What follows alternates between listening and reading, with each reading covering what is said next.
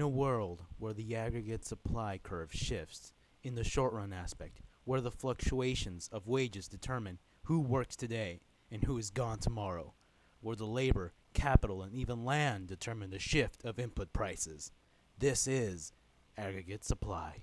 Welcome back to Larry in Aggregate Supply. Today we're going to be showing the relationship between long-run aggregate supply and short-run aggregate supply. Now, to show this relationship, how about we use something we're all familiar with? Hands.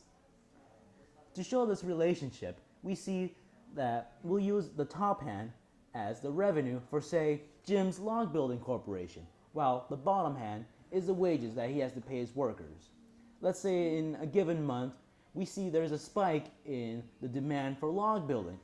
His revenue gets higher, but the wages that he has to pay for his workers still stay the same. So we see an increase in his profits.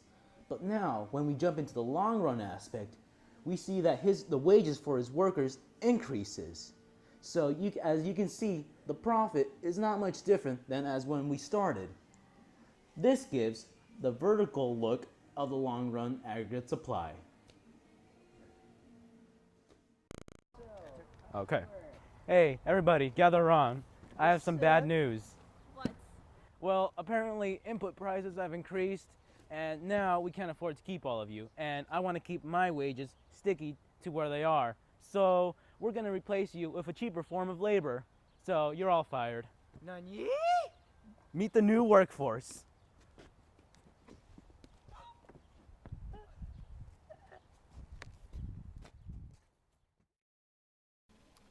Regulation is a term used by the government whenever they interfere with a private corporation's affairs by placing more rules and standards, which then lead to lower efficiency and less work is produced. While on the opposite spectrum, deregulation is a term used for when there is less standards and rules applied to corporations, which then lead to better efficiency and more work is produced.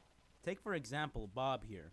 He works for his local post office, which is weighed down with many rules and standards and makes him less effective and less mail is sent out.